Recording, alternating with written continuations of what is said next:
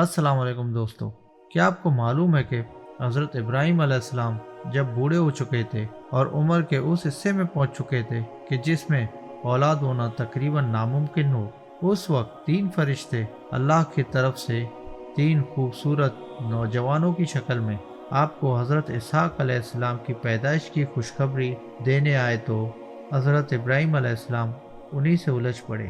خوشخبری دینے والے فرشتوں سے حضرت ابراہیم علیہ السلام کو کیوں الجھنا پڑا؟ یہ واقعہ اس وقت پیش آیا جب حضرت ابراہیم علیہ السلام جنگل میں سیر کر رہے تھے۔ انہوں نے دیکھا کہ تین اشخاص سامنے کھڑے ہیں۔ حضرت ابراہیم علیہ السلام نہایت متواضع اور مہمان نواز تھے اور ہمیشہ ان کا دسترخوان مہمانوں کے لیے وسیع تھا، اس لیے تینوں کو دیکھ کر وہ بے حد مسرور ہوئے اور ان کو اپنے گھر لے گئے اور بچڑا ذبح کر کے تکے بنائے اور بھون کر مہمانوں کے سامنے پیش کر دیا، مگر انہوں نے کھانے سے انکار کر دیا۔ یہ دیکھ کر حضرت ابراہیم علیہ السلام نے سمجھا کہ یہ کوئی دشمن ہے جو حسب دستور کھانے سے انکار کر رہے ہیں، اور کچھ خائف ہوئے کہ آخر یہ ہیں کون۔ مہمانوں نے جب حضرت ابراہیم علیہ السلام کا اضطراب دیکھا تو ان سے ہنس کر کہا کہ آپ گھبرائیں نہیں، ہم خدا کے فرشتے ہیں اور قوم لوط کی تباہی کے لیے بھیجے گئے ہیں اور اس لیے سدوم جا رہے ہیں۔ جب حضرت ابراہیم علیہ السلام کو اطمینان ہو گیا کہ یہ دشمن نہیں ہے بلکہ ملائکۃ اللہ ہیں، تو اب ان کی رقت قلب، جذبہ ہمدردی اور محبت و شفقت کی فراوانی غالب آئی، اور انہوں نے قوم لوط علیہ السلام کی جانب سے جھگڑنا شروع کر دیا اور فرمانے لگے کہ تم اس قوم کو کیسے برباد کرنے جا رہے ہو جس میں لوط جیسا خدا کا برگزیدہ نبی موجود ہے، اور وہ میرا برادر زادہ ہے اور ملت حنیف کا پیرو بھی۔ فرشتوں نے کہا، ہم یہ سب کچھ جانتے ہیں، مگر خدا کا یہ فیصلہ ہے کہ قوم لوط اپنی سرکشی اور بدعملی، بے حیائی اور فواحش پر اصرار کی وجہ سے ضرور ہلاک ہو جائے گی، اور لوط علیہ السلام اور ان کا خاندان اس عذاب سے محفوظ رہے گا۔ البتہ لوط کی بیوی قوم کی حمایت اور ان کی بدعمالیوں میں، بدعقیدیوں میں شرکت کی وجہ سے قوم لوط ہی کے ساتھ عذاب پائے گی۔ غرض اللہ کے فرشتے حضرت ابراہیم علیہ السلام کے پاس سے روانہ ہو کر سدوم پہنچے اور لوط علیہ السلام کے یہاں مہمان ہوئے۔ یہ اپنی شکل و صورت میں حسین اور خوبصورت اور عمر میں نوجوان لڑکوں کی شکل و صورت رکھتے تھے۔ حضرت لوط علیہ السلام نے ان مہمانوں کو دیکھا تو گھبرا گئے اور ڈر گئے کہ بدبخت قوم میرے ان مہمانوں کے ساتھ کیا معاملہ کرے گی، کیونکہ ابھی تک ان کو یہ نہیں بتایا گیا تھا کہ یہ اللہ تعالیٰ کے پاک فرشتے ہیں۔ ابھی حضرت لوط علیہ السلام اسی عیش و بحث میں تھے کہ قوم کو خبر لگ گئی اور قوم لوط علیہ السلام کے مکان پر چڑھ آئی اور مطالبہ کرنے لگی کہ تم ان کو ہمارے حوالے کر دو۔ حضرت لوط علیہ السلام نے بہت سمجھایا اور کہا کہ تم میں کوئی بھی سلیم الفطرت انسان نہیں ہے کہ وہ انسانیت کو برتے اور حق کو سمجھے۔ تم کیوں اس لعنت میں گرفتار ہو اور خواہشات نفس کے ایفا کے لیے فطری طریق عمل کو چھوڑ کر اور حلال طریقے سے عورتوں کو رفیق حیات بنانے کی جگہ اس ملعون بے حیائی کے در پہ ہو؟ اے کاش کے رکن شدید کی زبردست حمایت میں حاصل کر سکتا۔ حضرت لوط علیہ السلام کی اس پریشانی کو دیکھ کر فرشتوں نے کہا، آپ ہماری ظاہری صورتوں کو دیکھ کر گھبرائیے نہیں، ہم ملائکہ عذاب ہیں اور خدا تعالیٰ کے قانون جزائے اعمال کا فیصلہ ان کے حق میں اٹل ہے، وہ اب ان کے سر سے ٹلنے والا نہیں۔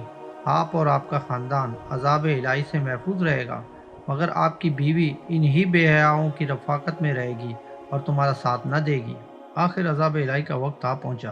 ابتدا شب ہوئی تو ملائکہ کے اشارے پر حضرت لوط علیہ السلام اپنے خاندان سمیت دوسری جانب سے نکل کر سدوم سے رخصت ہو گئے، اور ان کی بیوی نے ان کی رفاقت سے انکار کر دیا اور راستے ہی میں لوٹ کر سدوم واپس آ گئی۔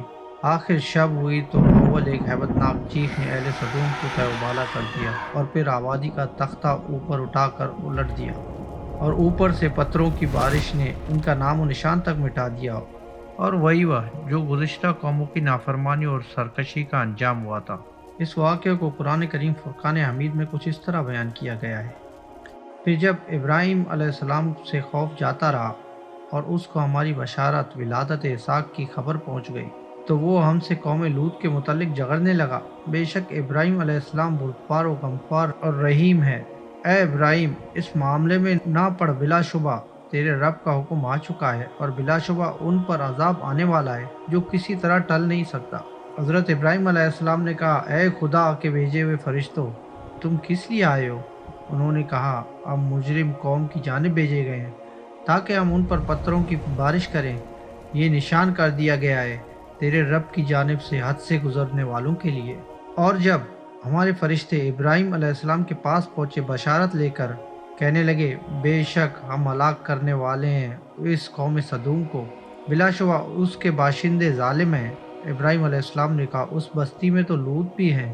فرشتوں نے کہا ہمیں خوب معلوم ہے جو اس بستی میں آباد ہیں، ہم البتہ لوط کو اور اس کے خاندان کو نجات دیں گے مگر اس کی بیوی کو نہیں، وہ بھی بستی میں رہ جانے والوں کے ساتھ ہے۔ تو دوستوں، ہم نے جو ترجمہ آپ کو پڑھ کے سنایا وہ تھی سورہ ہود، سورہ الزاریات اور سورہ عنکبوت سے۔ اور جب فرشتے حضرت ابراہیم علیہ السلام سے حضرت لوط علیہ السلام کی طرف گئے تو اللہ تعالیٰ نے اس پورے واقعے کو قرآن کریم کے سورہ الحجرات، سورہ الہود، سورہ الشعراء اور سورہ التحریم میں کچھ اس طرح بیان کیا گیا۔ پھر جب بھیجے ہوئے فرشتے خاندان لوط کے پاس پہنچے تو انہوں نے کہا تم لوگ اجنبی معلوم ہوتے ہو۔ انہوں نے کہا نہیں، یہ بات نہیں ہے، بلکہ ہم تمہارے پاس وہ بات لے کر آئے ہیں جس میں لوگ شک کیا کرتے تھے، یعنی کہ ہلاکت کے ظہور کی خبر جس کا لوگوں کو یقین نہ تھا۔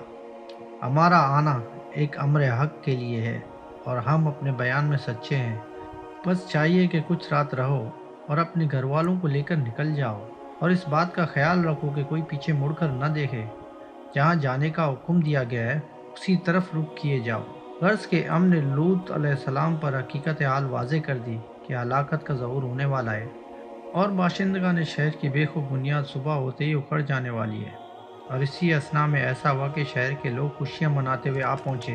لوط نے کہا دیکھو یہ میرے مہمان ہیں، تم میری فضیحت نہ کرو، اللہ سے ڈرو، تم میری رسوائی کے کیوں در پہ ہو؟ انہوں نے کہا کیا ہم نے تجھے اس بات سے نہیں روک دیا تھا کہ کسی قوم کا آدمی ہو لیکن اسے یہاں نہ ٹھہراؤ؟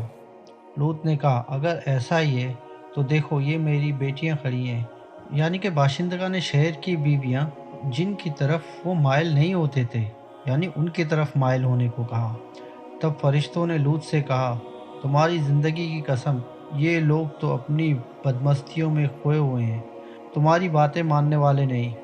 غرض یہ کہ سورج نکلتے نکلتے ایک ہولناک آواز نے انہیں آ لیا، بس ہم نے وہ بستی زیر و زبر کر دی اور پکی ہوئی مٹی کے پتھروں کی ان پر بارش کی۔ بلا شبہ اس واقعے میں ان لوگوں کے لیے بڑی نشانیاں ہیں جو حقیقت کی پہچان رکھتے ہیں۔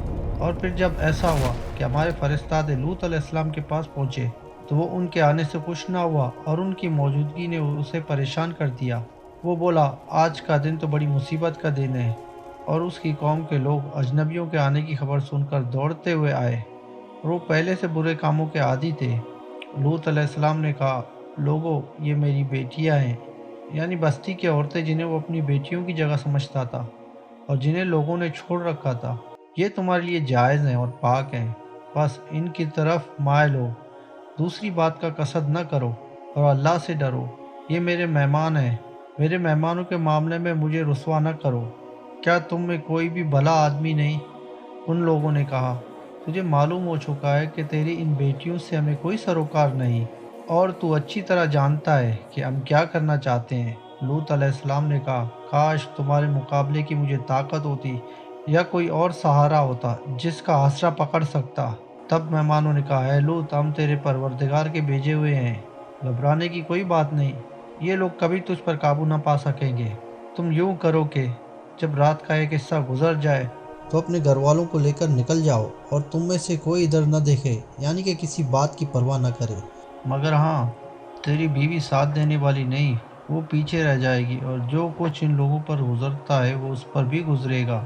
ان لوگوں کے لیے عذاب کے مقررہ وقت صبح آنے میں کچھ دیر نہیں۔ پھر جب ہماری ٹھہرائی ہوئی بات کا وقت آ پہنچا، اے پیغمبر ہم نے اس بستی کی تمام بلندیاں پستی میں بدل دی، یعنی بستی کو الٹ دیا اور زمین کے برابر کر دیا، اور اس پر آگ میں پکے ہوئے پتھر لگاتار برسائے جو کہ تیرے پروردگار کے حضور اس غرض سے نشان شدہ تھے۔ یہ بستی ان ظالموں سے یعنی اشرار مکہ سے کچھ دور نہیں، یہ اپنی سیر و سیاحت میں وہاں سے گزرتے رہتے ہیں اور اگر چاہیں تو اس سے عبرت پکڑ سکتے ہیں۔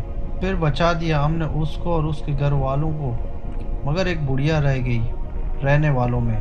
پھر اٹھا مارا ہم نے ان دوسروں کو اور برسایا ان پر ایک برساؤ، سو کیا برا برساؤ تھا ان ڈرائے ہوئوں کا۔